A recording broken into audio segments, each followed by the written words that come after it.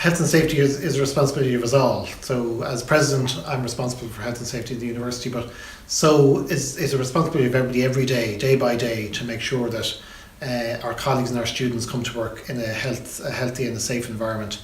That's an entitlement of all our colleagues and our students, that they can come to work and come to study in a place that is safe and is a healthy and a safe environment. In particular, I think heads of units, principal investigators, supervisors have a role to play in that regard, in making sure that the environment in which we work is one that's safe. And I'd ask us all to take that responsibility. It's a serious responsibility. The most important risk, if you like, is to our life and health. And therefore, this is the most important risk that as a university we hold for people who come within these walls. And I'm particularly pleased that with the work being done by the Health and Safety Office and all our colleagues in that regard. But it's not just their responsibility, it's the responsibility of us all. And certainly during my tenure as president, I'm hoping that we will have an environment that respects the health and safety of everybody that comes within our walls, whether it's in the lab, the classroom, the corridor, the office. This is really important, and I'm hoping that we all take that responsibility seriously. Thank you very much.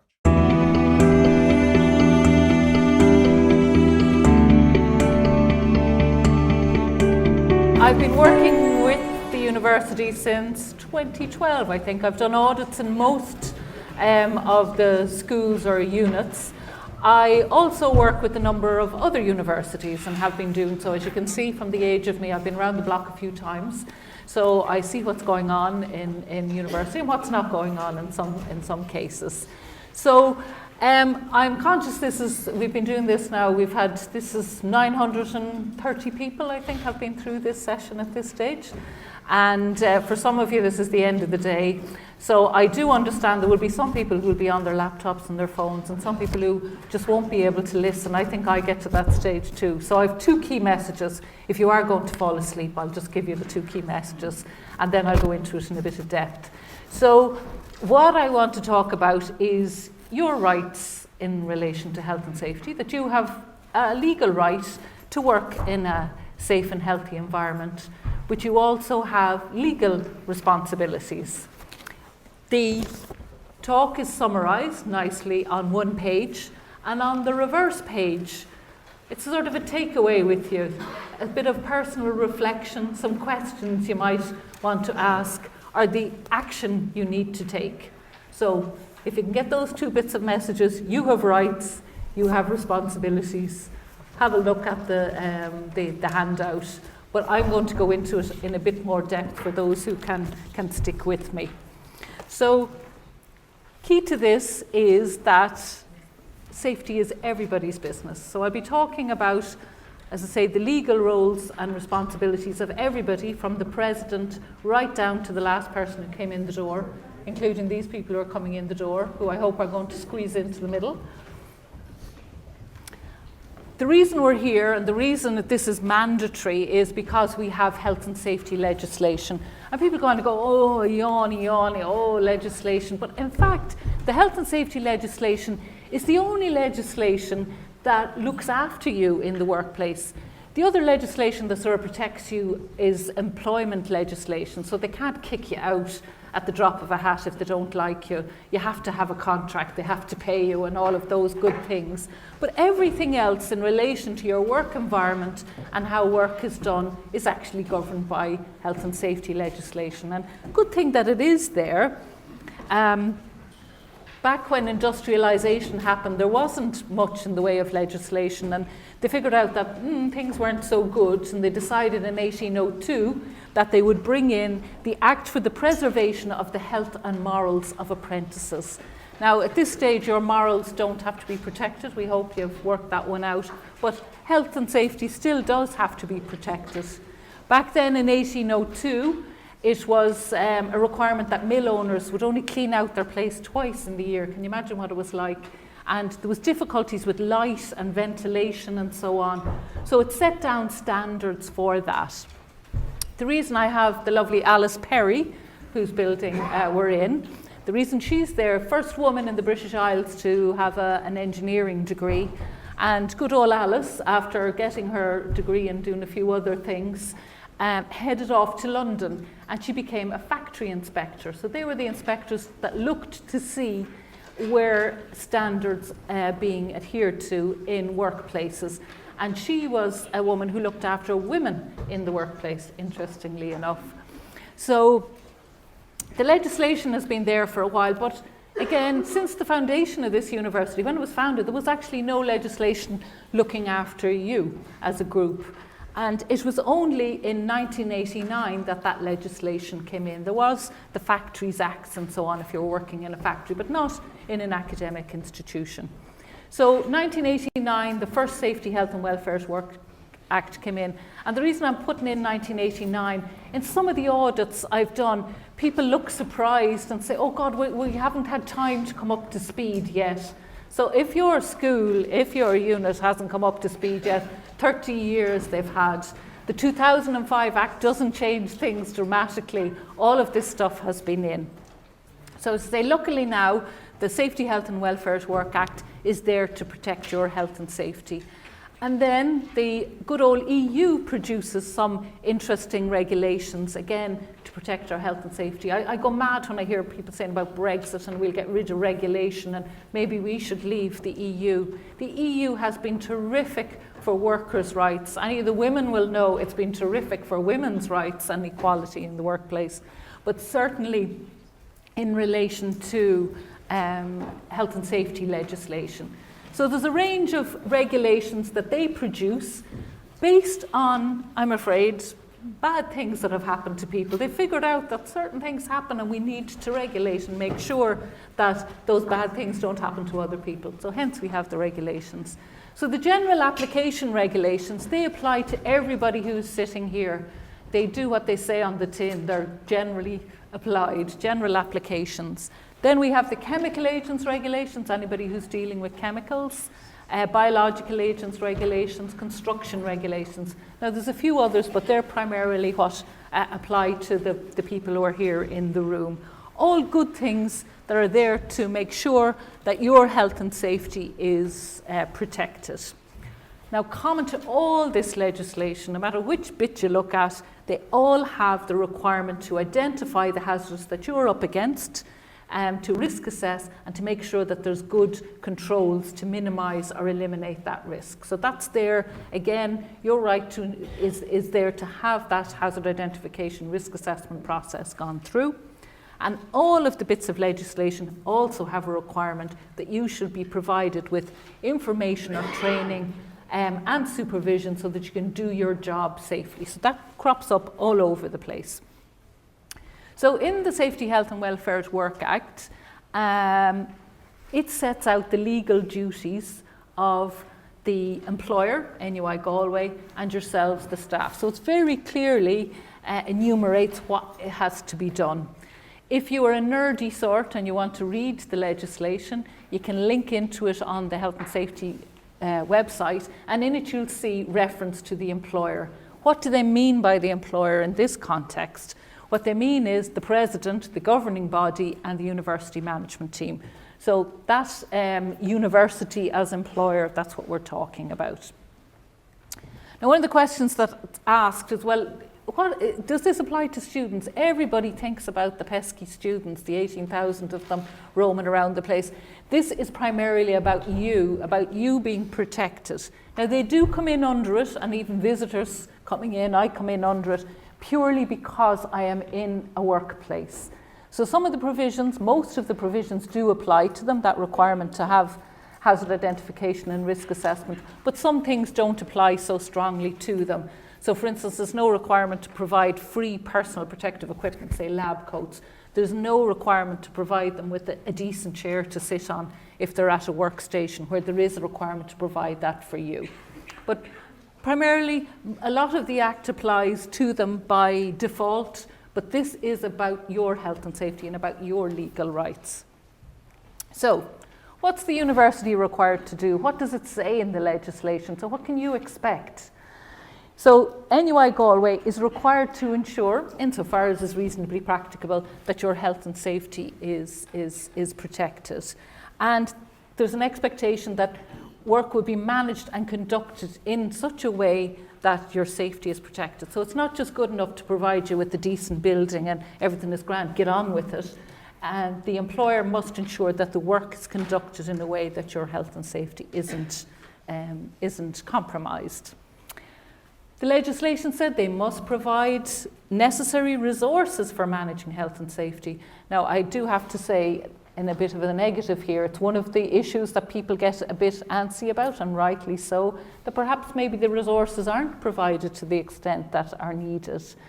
And the legislation says you can't use, I don't have any money, as an excuse for not doing things safely. And I certainly know heads of units, so heads of schools and colleges and so on, have said this is a difficulty, but the approach to getting those resources maybe has been a bit haphazard to date. There is a requirement to prevent improper behaviour. You kind of say, well, what's that? Well, generally it's to do with bullying. It's also got to do with horseplay. And initially I thought, well, should there be no horseplay? But there's a few lads up the back there. I saw one of them kicking the other one earlier on in a messing way. So it does cover things like that, but it was done in a pleasant way. But generally we're talking about bullying comes in under the legislation. Stress does as well.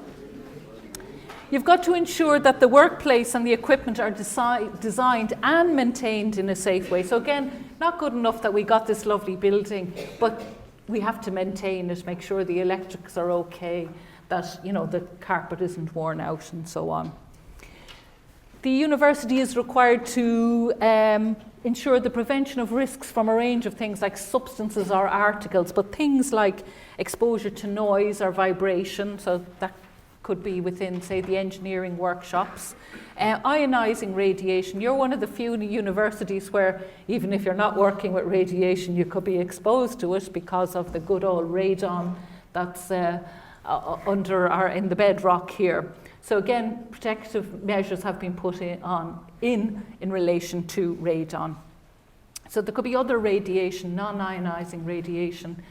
So for instance, they couldn't put up a nice big mast in the car park for the mobile phones because it could impact on you. So all of these things push the university in a direction of looking after you.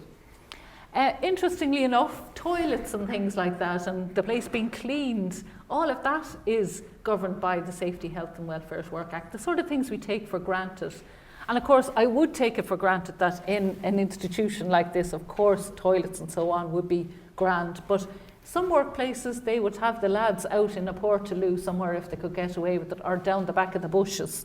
So it is important, the provision of welfare facilities. I've put a star beside the next two, that the university is required to provide you with information, training, and supervision to do your job right. The reason I put a star beside it is it's one of the things that leads to prosecutions when it hasn't been done. So either people not attending or people not being provided with it. A star also beside hazard identification and risk assessment. And I would have said that earlier, it's core to all of the legislation that we have, that hazards are identified, they're assessed and controls are put in place. There's a requirement on the university to provide personal protective equipment where you can't prevent the risks or can't control them in any other way. So things like lab coats, safety boots, eye protection and so on. That has to be provided free of charge, not to students though. There is a requirement under law that an emergency plan or plans are put together and rehearsed and everybody be made aware of them. So it's straightforward enough. You probably all know what to do in the case of a fire, we hope. So that's set out in the Buildings and Estate Fire Guidance Note. But for some of the rest of you, there may be a chemical spill or a biological spill or a gas leak. There have to be plans in place for that. If you have a student who's abroad, overseas, somebody in the field, what emergency plans have we got in place for that? There is a requirement on the university to report accidents and dangerous occurrences to the Health and Safety Authority. And we'll be coming back to that. They are obliged to report, but it means in turn you are obliged to report into the university if you have an accident.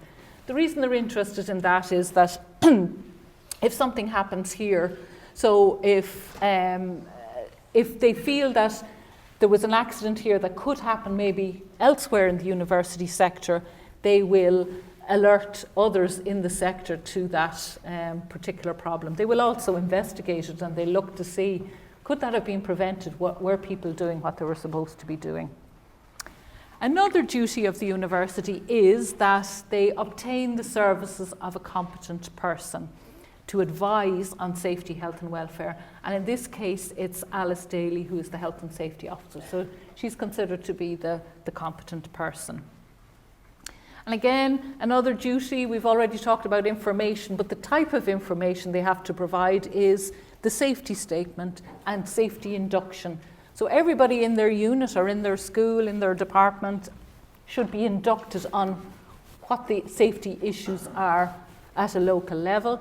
And you're also entitled to have a look at the NUI Galway safety statement, but your own unit safety statement.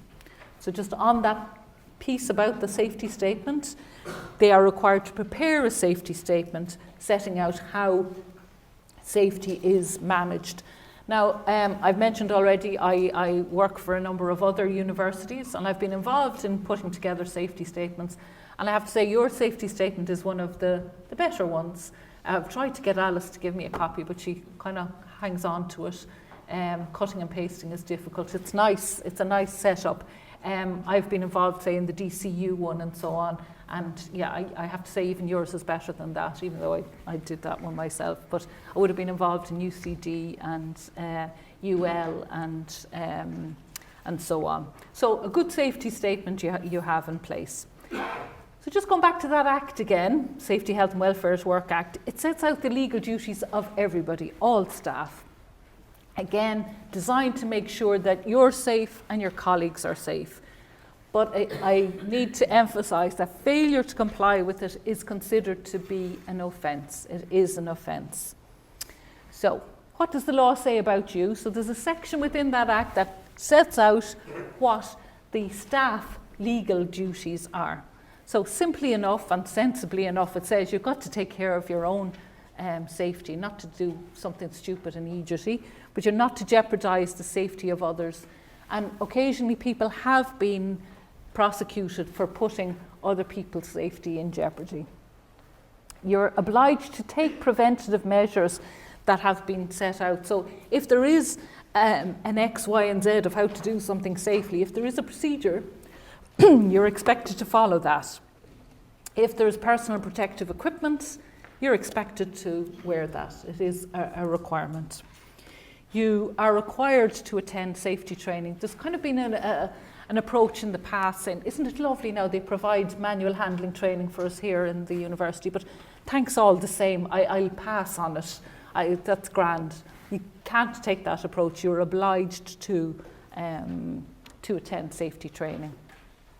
The next one, I think, is an important one, and one that maybe isn't happening. You're actually obliged to report any defects or problems that you see. So either in a system of work or in the workplace. So I have another client who shall remain nameless, and they had a lovely new building with these concrete stairs, and across the concrete there were wood had been put. But in the great Celtic Tiger days, somebody hadn't screwed the wood down, they had just glued it. And over time, it lifted, and one of their staff fell on the stairs, and she has had life-altering injuries. Life-altering in terms of she is not back at work, she can't do several things with her kids, she can't partake in the things that she partook in before. And when the investigation looked at this, it turned out that people said, yeah, do you know that had got a bit wobbly? And when they looked at all of the wooden planks, they were all starting to lift because they hadn't been screwed in. But everybody thought somebody else was looking after it. Somebody else must have said that. That could have prevented that woman's life-altering accident had somebody just spoken up and said, you know something, I think there's a bit of a problem there. I've already said you've got to report accidents.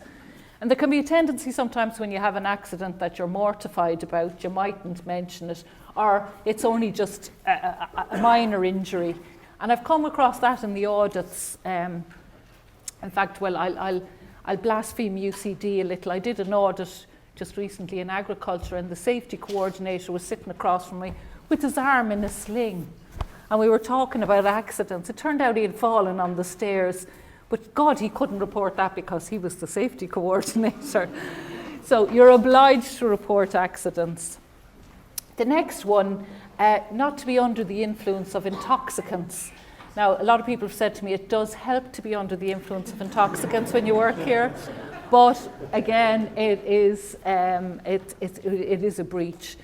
We do have problems here with alcohol in this country. 7% of us have a serious problem.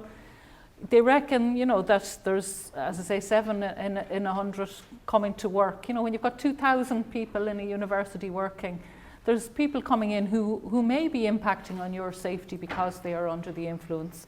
But it could be that you're swigging too much of the cough bottle and then you're operating a lathe. That is considered to be an offence. In terms of what you must do, in terms of training, people say, well, what am I supposed to do? What mandatory training? What training is mandatory for you? This is decided again by that good old risk assessment. So any of the activities you're involved in, when they're risk assessed, one of the control measures may be the requirement to carry out training or to provide training. Again, a legal requirement to attend, and failure to provide. So if there are any people who are heads or who are PIs, failure to provide training is considered to be a serious breach of the legislation and attracts very nice fines. Again, just reminding people that on the model of safety management is a delegated approach in the Safety, Health and Welfare at Work Act. So everyone from the bottom up can be prosecuted, they can be fined if there's contravention of the Act. And again, to remind you, it's criminal legislation. So if you're in breach and you end up with your little criminal record, well, you won't be going to America on your holidays, for instance. So what happens if there is a breach in legislation? Again, I'm sometimes reluctant to talk about this because, it's in the minority of cases that this happens. I don't like sort of putting the wind up people, but I think it's only fair. Sometimes people think it's only the heads or it's maybe only the president that's going to fall foul of this, but everybody can. So if you end up in the district court, and I kind of think that's where you might end up because I'm presuming none of you have previous convictions, you haven't been brawling in the pub or any of that, so probably your first offence. In the district court, the maximum penalty is €5,000 per charge. Now, when I keep a track of what's happening in the courts, typically people end up with 3 charges against them. So 15,000 probably is what you end up with. Some people end up with prison sentences. A lot of them in the district court would just be suspended. In the circuit court, things get a bit more saucy and you can have up to 3 million and up to 2 years in prison. So again, anyone who's in breach of the legislation can be fined or imprisoned. Now, I'm afraid in 2005 they changed the legislation. The main change from 1989 was they slotted in a section 80, and they reserve a special place in hell for heads of units and PIs or anybody who's supervising somebody else, I'm afraid. So those in managerial position, if you like, actually get a special mention in the Act. But in saying that, there's more prosecutions taken, not of those, but under the general provisions. And to let you know that NUI Galway, they can't pay the fine on your part. There is no insurance for this, it's criminal legislation. In the last session I did this, somebody who was obviously planning on criminal activity asked, would they get any advice? Would the legal people in the university help in this situation? What would happen? Now, I can't answer that, but ask yourself the question, if you assaulted a student or if you assaulted one of your colleagues, would they help you? I kind of doubt it, but I can't answer that question. Alice has gone off to find out whether you'll get any help. So if you are planning criminal activity in relation to this, hold off for the moment until we find out. That's kind of getting the wind up here, but the legislation is there to protect you. It is a good thing. It does provide good direction to the university and to yourself on how to do the right thing. So people do ask me, well, has anybody been prosecuted? If you're a news hound, you may have come across this. Just this month, there was a skipper in Wexford. He was sentenced to 6 months in prison. They were whelk fishing, so there was a skipper, we're talking about a small boat, a skipper, there was one crew member who wasn't very experienced, and there was an experienced guy, but it wasn't the boat that he normally travelled on. So they were pulling up the nets or the cages for the whelk, and a wave hit the boat. The experienced guy, who it wasn't his boat, fell in. And of course, anybody who knows fishermen, most of them cannot swim. They have this thing that if you avoid the sea, or if you save yourself from the sea will take somebody else belonging to you. I know that from, I'm from Sligo, that's the thoughts up there anyway. Anyway, so the skipper, he couldn't swim either, took off his wellies. They were not wearing their life jackets, they were not wearing, there's the EPIRB system that sends a signal.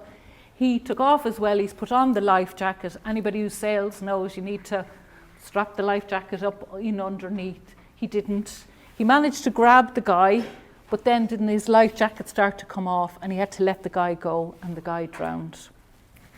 So what was he sentenced for under the Safety, Health and Welfare at Work Act?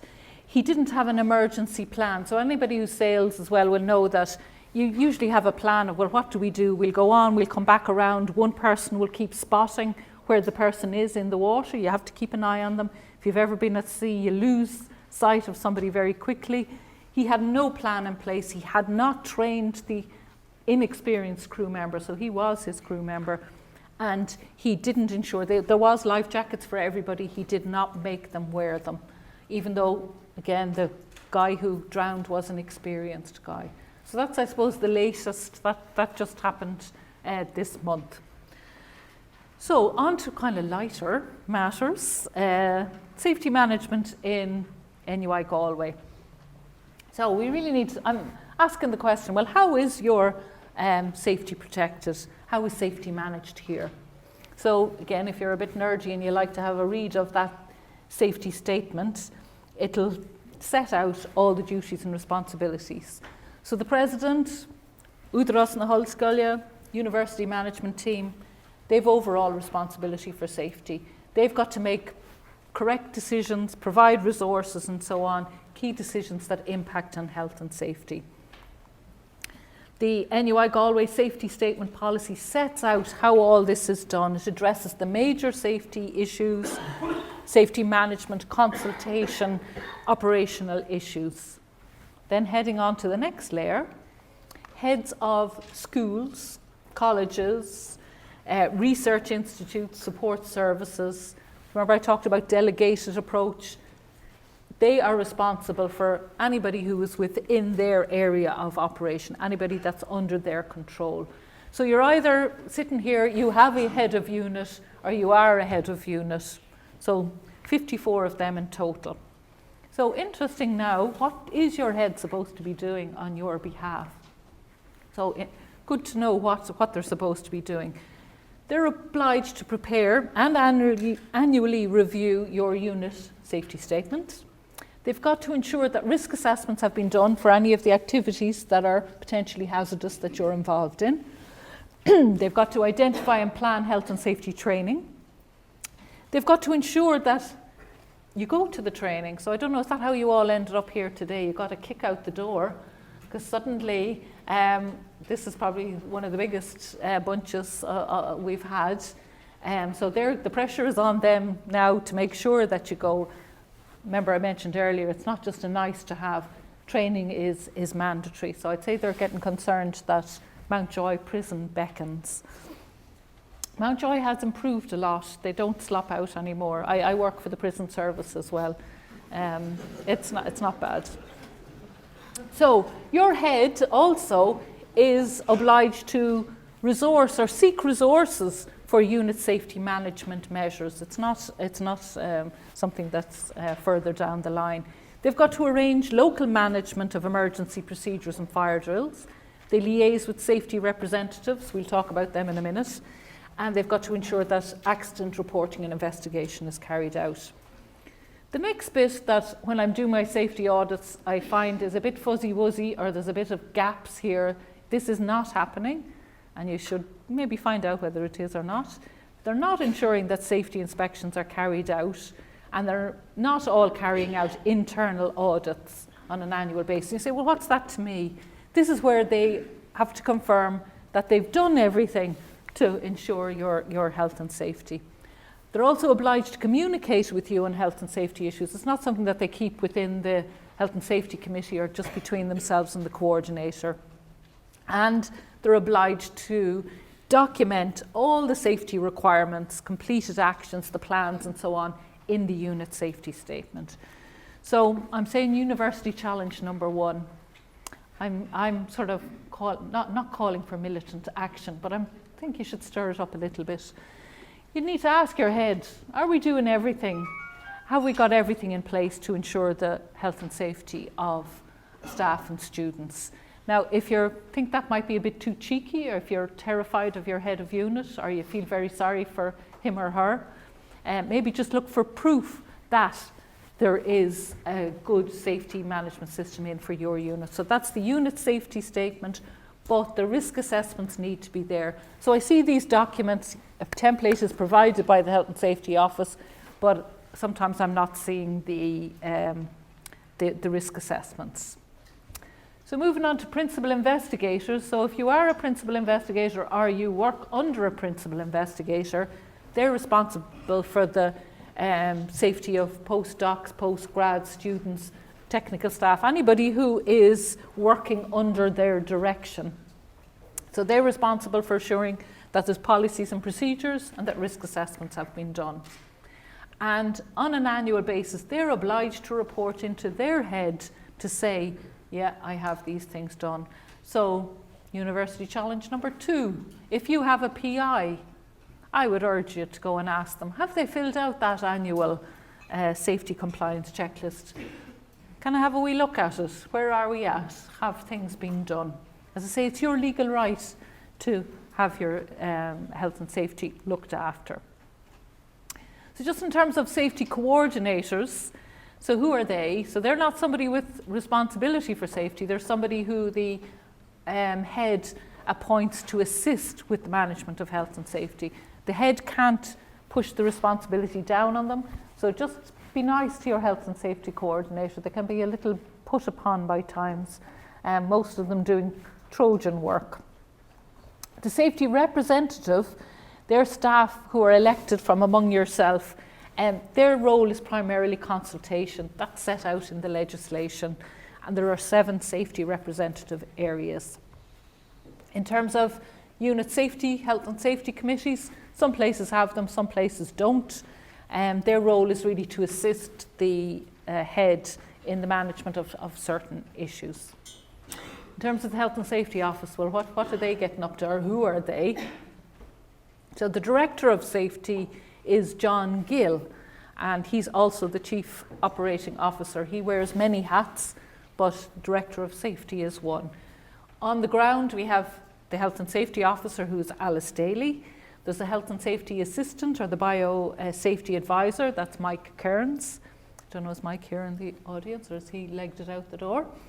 There's the Health and Safety Training Coordinator, that's Bernie Tinney, who has organised all of this, and the Health and Safety Administrator, Kathy Greeley. So you would have met them on the desk on the way in. So what's the Health and Safety Office supposed to be doing? It'd be nice to think that they were looking after everything, but they're there to provide support to the units to fulfil their duties. They maintain the NUI Galway safety statement policy, the one that has the overriding, sets out how safety is managed and so on. They arrange central safety training, and alas and alack, they do not have any money Alice doesn't have a big bag of it stuffed over there in the Health and Safety Office. The money, I'm afraid, comes from within the units, so just to be clear on that. One of the good things they have is the new Health and Safety website. And again, Alice hasn't paid me to say this, but I would be looking at the other Health and Safety websites and would have contributed elements to them. But the new Galway one, again, I'd put you there at the top of the pile. I'm encouraging Alice to maybe put it in for one of these website competitions. An excellent toolkit. If you need information, it is really readily available. Good information, good templates, stuff on risk assessment, legislation. It's very easy to navigate. Stuff isn't stuck in behind things. You know the way sometimes you give up after a while, you're clicking through, you can't find things. It is nice and simple. There are the different tabs, very clear, click on them. So if you clicked on the laboratory office fieldwork safety, you come up with a range of choices, everything from manual handling if you were pregnant, you know, what do I need to do? My personal favourite topic, nanomaterials, and so on. So there's really, really good information. In terms of a taster of the really useful bits, or the tasty bits, the bits I like, there's printable chemical labels. Now you might say, so what? But if you have to have labels on all of your chemicals, rather than going out and buying them or trying to create new ones, all there, they pop into one of those Avery label printer things and you're good to go. There's quick access to the accident report form. You can do your safety training registration. And there's other meaty topics there as well. For instance, like the fieldwork code of practice. And again, I've gone to some audits and people are reinventing some of these things because they didn't know that they existed. So there's good stuff there, a lot of stuff that saves you having to do work. So lots in there. I'd urge you to go to it. And on the back of, well, of course you can click in through your own, but the website is on the back there. So all of this, the health and safety message and the legislation message is a good one. There are lots of benefits of good safety management to the university community. Again, people think it's all just about, you know, saving you from getting chemical burns and so on. If we didn't have the legislation, we wouldn't have a safe, comfortable, clean surroundings. Everything from the type of chairs that you get, they're governed by health and safety legislation. It's a requirement. The cleaning of the university, again, is pushed through health and safety legislation. The good welfare facilities, a decent toilet to pee in and a decent place to have tea in, all of those things come from health and safety legislation. If you're pregnant, you are minded, and there will be a pregnancy risk assessment, so yourself or the unborn child are not put at risk. It lets you know what to do if something goes wrong, if there's an emergency. There's help if you have an accident. So we've got good first aid facilities. There's the defibrillator is there. I don't know, again, there was a piece in the paper about a defibrillator that didn't work on the day. There was an inquest because it hadn't been properly maintained in another, not obviously here, and the person died as a result. But we've got good stuff here going with defibrillators being checked. You've got colleagues who are looking out for you because, yeah, we're obliged to report if there are problems. So it's, you know, we have each other's backs as a result of the legislation. Lower work-related stress, if we're doing things properly and we risk assess, if that work positive that some of you would have been involved in, if the follow-on actions are taken and the causes of stress are assessed and controlled, then we're going to have lower stress. And that whole business of feeling safe, that there's no expectation on you to take risks. So you can say, do you know something? No, I don't think that's safe. You're quite within your rights to say, I'm not going to do that. It's a bit like that ad, you know, in the ESB for the overhead lines, and they say, they exhort you to ask yourself, is it safe? And I would say the same here. The legislation allows you to say, is it safe? And if you're in doubt, not to do it until we have some safety measures in place. Often when we talk about accidents and incidents and health and safety, we talk about the ripple effects that woman who had her accident on the stairways, very negative ripple effects out to her family, to her work colleagues.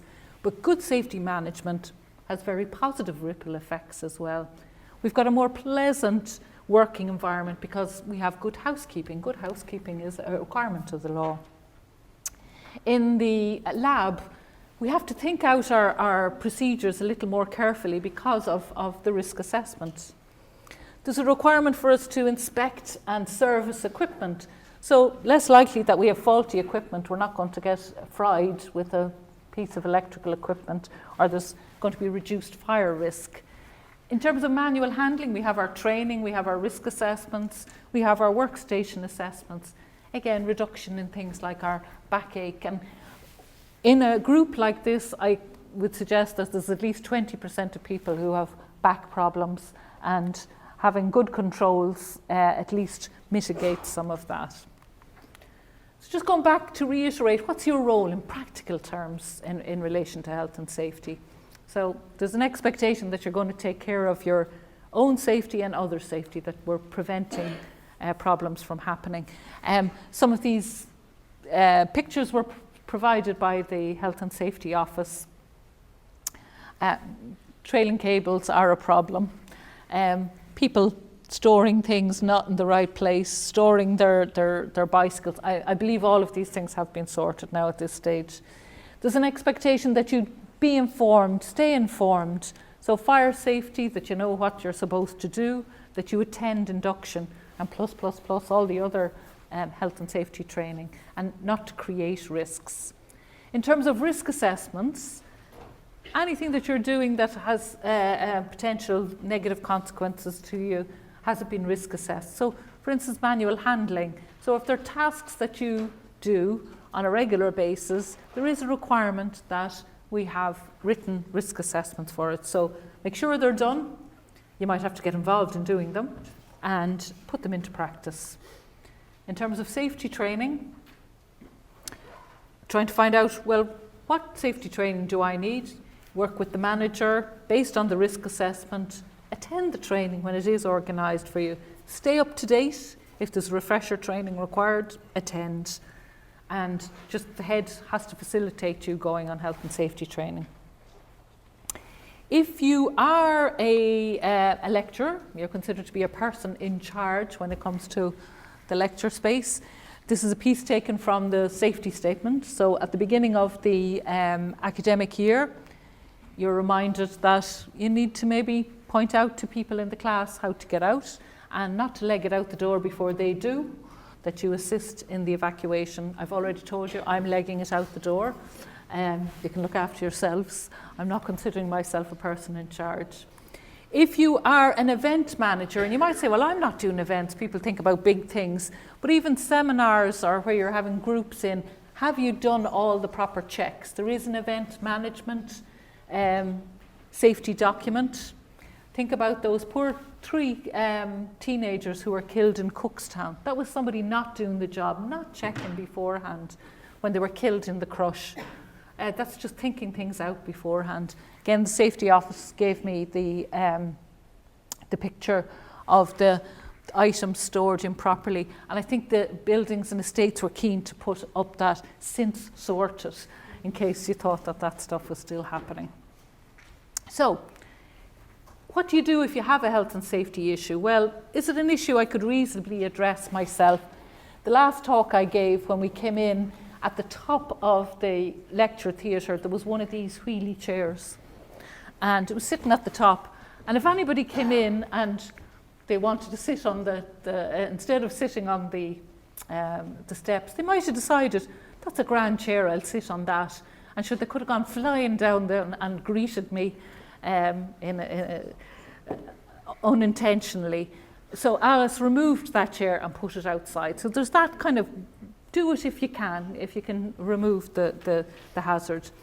Otherwise, if you can't do it, if it's in your unit, report to your head of unit. If it's a buildings issue, report through your local buildings liaison officer, not officer. If it's an emergency, you can phone 2134.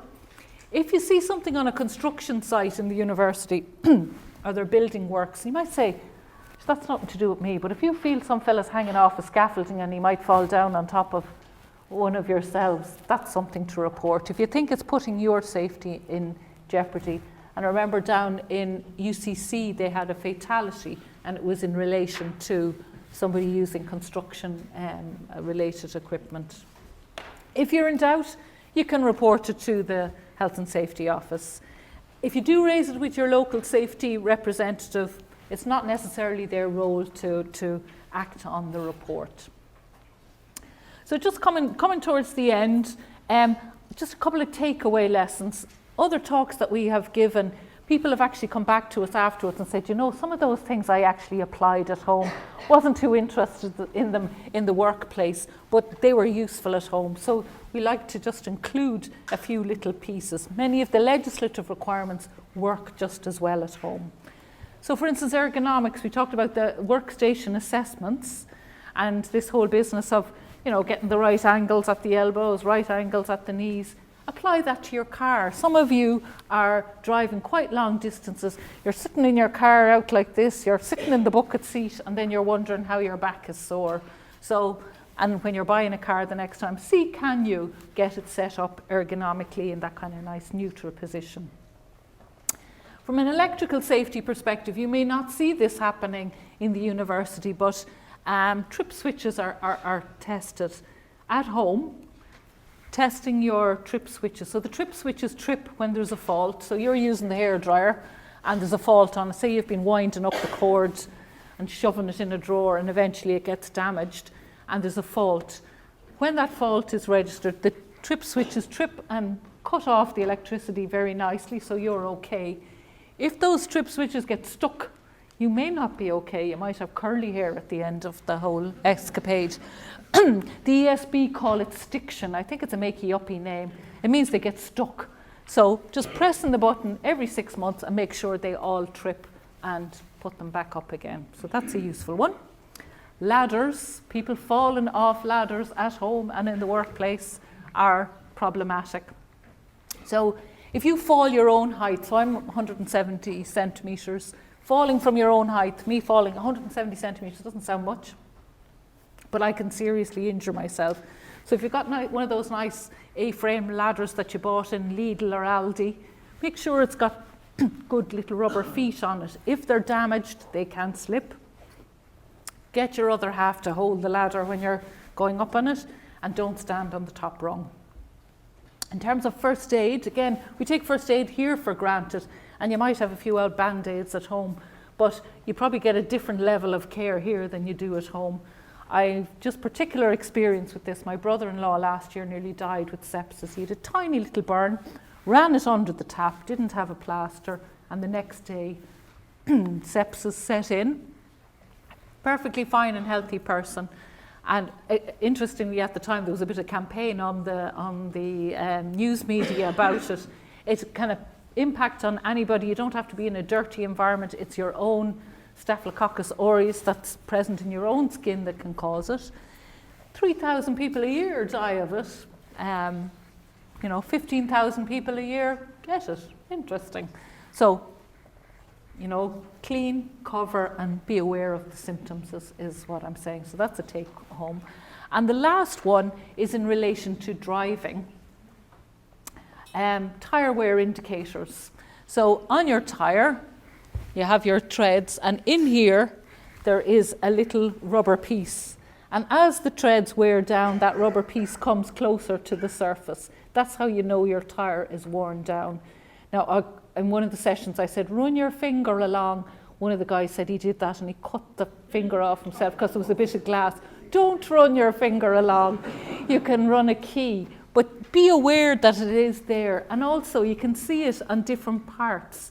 I did an audit in, I won't mention who, within the university here. I had a look at their tyres, and it seemed that they only drove in a clockwise direction. They were all worn on one side. But that can happen. If you look at one bit of your tyre, it could be fine. So that's a useful one. I'm kind of keen on that. I had a very bad traffic accident myself. I wrote off the car. So driving safely is important. So just to summarise, It's your legal right to have a safe and healthy workplace. It's your legal right to have a good safety management system in place, but it's your legal responsibility to play a part in that. So just make sure that your rights are protected, be informed, ask what's in place, go back to your unit and see, are things being done properly? And also be proactive. Carry out your duties in terms of taking action, attend training, report issues. And as I say, safety is absolutely everybody's business. We're not quite okay.